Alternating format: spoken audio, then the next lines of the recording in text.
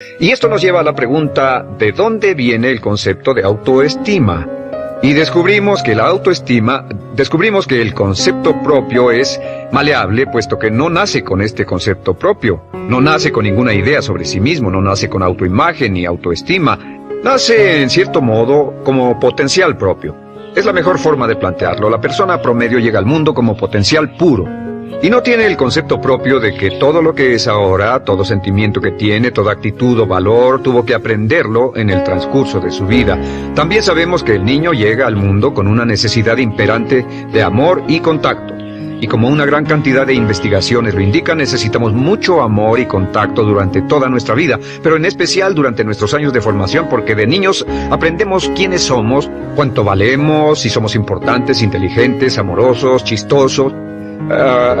Todo esto lo aprendemos por la forma en que nuestros padres nos tratan. Si nuestros padres, nuestros parientes, tíos o tías, en especial nuestros padres, nos tratan como si fuéramos realmente importantes, crecemos pensando que somos realmente importantes, pero si nuestros padres no lo hacen, pasa algo más. Sabemos que los primeros años de vida son los más importantes para el desarrollo del concepto propio, que un niño comienza a partir de cero. El niño nace sin saber quién es él o ella. Son sumamente valiosos el primero, segundo, tercero, cuarto y quinto años de vida. Algunos psicólogos pensaban que eran los 5 primeros años, pero ahora dicen que son los 3 primeros años. En sus 3 primeros años de vida el niño aprende quién es y dicen que si se les da suficiente cantidad y buena calidad de amor en los 3 a 5 primeros años, los prepara usted de por vida.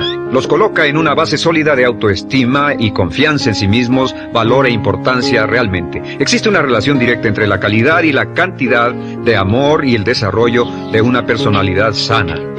Entre más amor, amor incondicional, reciba un niño en sus años formativos, más fuerte será la base de su personalidad.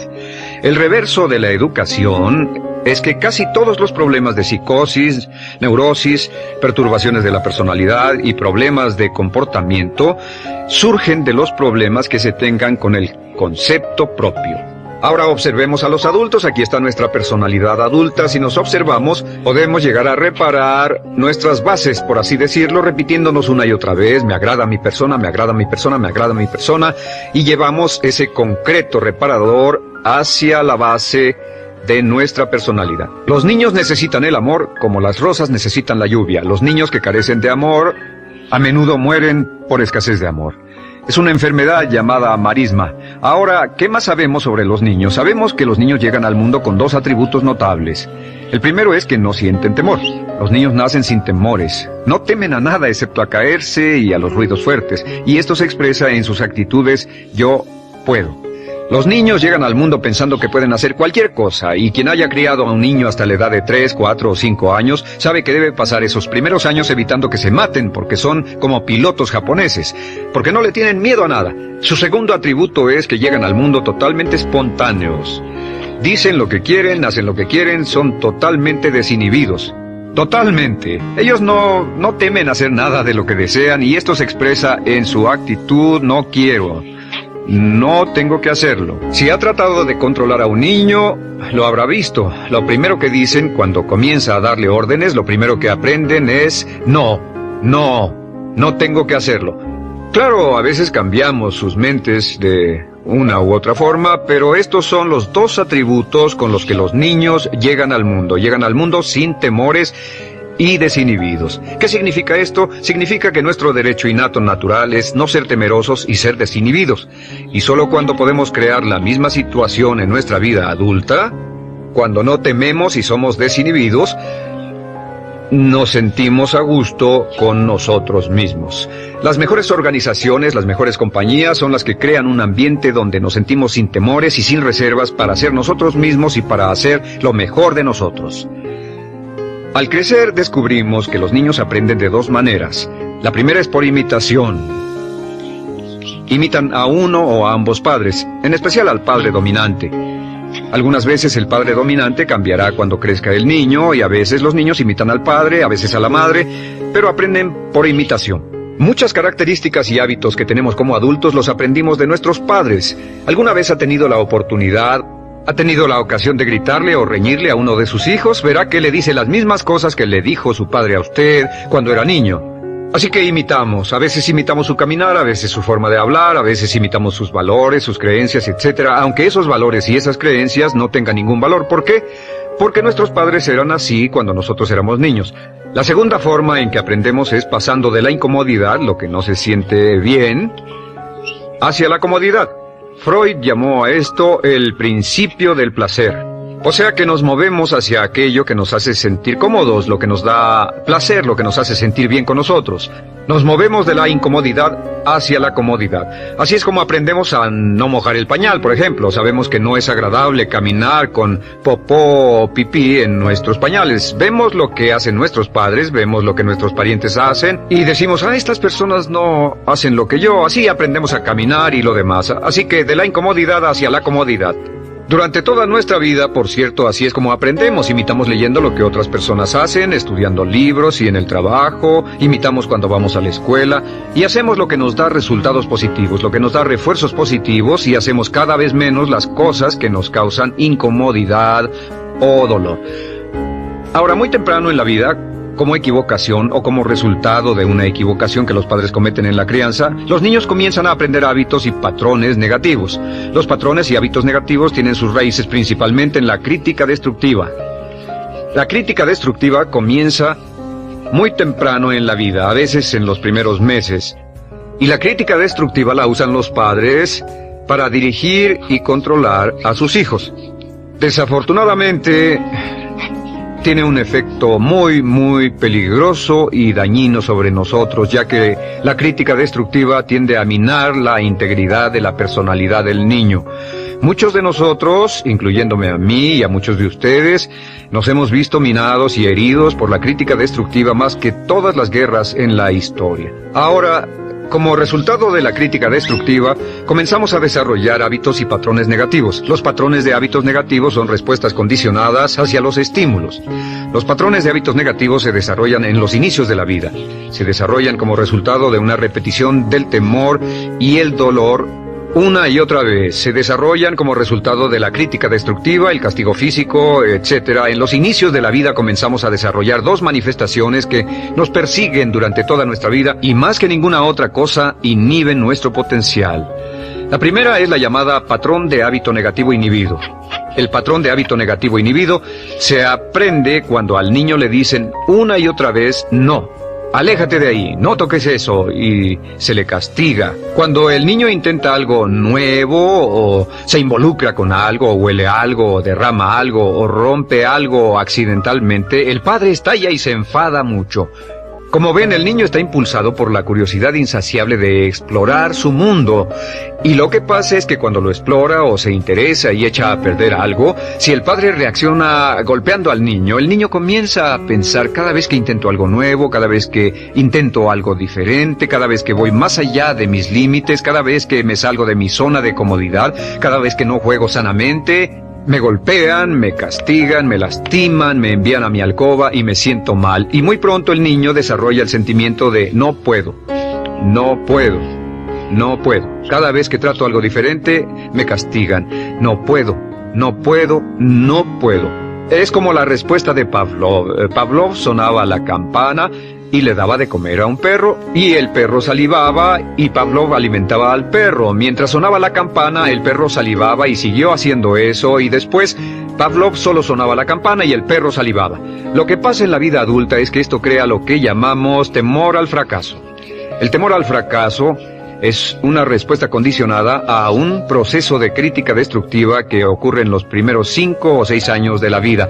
El temor al fracaso automáticamente nos activa, nos sentimos ansiosos, tensos, intranquilos, sentimos presiones y estrés en nuestro plexo solar, sentimos ganas de retirarnos del evento y el temor al fracaso es la razón principal por los fracasos en la vida adulta. Es la razón principal por la que evitamos cumplir plenamente nuestro potencial. De hecho, todos los patrones de hábitos negativos se experimentan en el cuerpo físico. Puedes saber cuál es un patrón de hábito negativo porque se siente en el cuerpo físico, precisamente. El patrón de hábito negativo inhibido, el temor al fracaso, el no puedo, ocurre primero que todo en el plexo solar. ¿Ha tenido la ocasión donde debe hablar frente a un grupo, debe ir a una revisión de su desempeño o debe hacer una llamada determinante? Primero su plexo solar se aprieta. Si el temor continúa, su respiración se acelera. Su corazón comienza a latir apresuradamente, su frecuencia respiratoria aumenta y le duele la cabeza como migraña en la parte frontal, su garganta se le cierra y no puede hablar y se le seca la boca por completo. Y como se pone tan tenso y asustado, va corriendo al baño. Estas son todas las manifestaciones. No hay peligro físico, pero sí peligro psicológico, una respuesta condicionada. Cuando sentimos estas cosas, la tendencia es retirarse de la situación que las ocasiona y es la razón por la que no logramos mucho si retrocedemos. Es muy importante.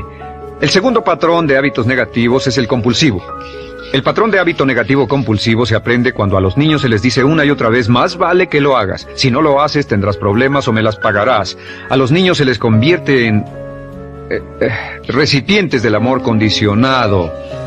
Los padres no intentan hacer esto, pero lo que hacen es sugerirle al niño, no te amo, por lo tanto no estás a salvo, a menos y hasta que hagas lo que yo quiero.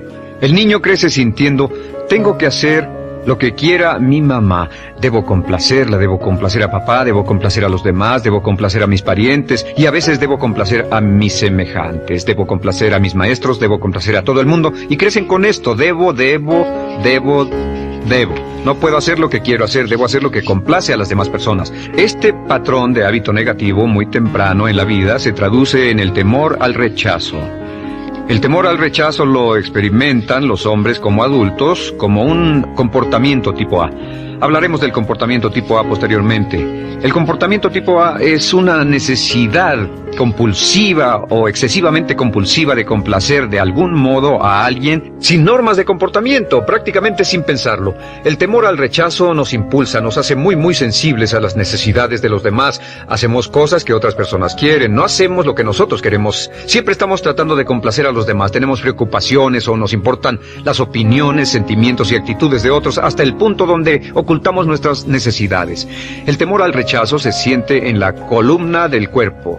Se divide el cuerpo a la mitad y se siente hacia abajo en la mitad posterior del cuerpo. El primer lugar donde comienza a sentirse el temor al rechazo es generalmente en los hombros y el cuello. Nos sentimos entumidos, duros, tensos. Cuando tenemos mucho que hacer sentiremos un estrés tremendo en la columna. Los músculos se estiran en la parte posterior. A veces se manifestará como flebitis y venas varicosas y a menudo nos darán dolores de cabeza en la parte posterior de esta porque las arterias carótidas que llevan la sangre hasta la cabeza, los músculos a su alrededor se contraen y la cantidad de sangre que fluye hacia la cabeza fluye más lentamente y se siente un terrible dolor de cabeza en la parte posterior. Estos dos temores, los patrones de hábitos negativos compulsivos, el compulsivo y el inhibitorio, son resultado de la crítica destructiva, el gran destructor de la personalidad que nos persigue durante toda la vida. Y lo maravilloso de todo esto es que como son patrones de hábitos aprendidos, podemos olvidarlos. Podemos acabar con el temor al fracaso que nos detiene. Podemos acabar con el temor al rechazo que hace que hagamos cosas que complacen a los demás en vez de complacernos a nosotros, trabajando con nuestra propia autoestima. Porque existe una relación inversa entre la autoestima y el patrón de hábitos negativos. Porque entre más se agrade a sí mismo, menos teme al fracaso. Entre más se agrade a sí mismo, menos teme al rechazo. Entre más se agrade a sí mismo, menos temerá a cualquier cosa. Y si sigue repitiendo, me agrada mi persona, me agrada mi persona, me agrada mi persona una y otra vez, si sigue diciendo esto, con el tiempo su autoestima sube más y más y más y más y sus temores desde luego bajan. Cuando su autoestima sube, sus temores van en dirección opuesta. Ahora, ¿cómo enfrentar la crítica destructiva si debe criticar a otras personas? Pues eso es muy simple. Muchos padres nos han preguntado eso. ¿Cómo se controla a los niños? Una de las claves para controlar a los niños es dirigirlos para que hagan algo constructivo en lugar de hacer algo destructivo.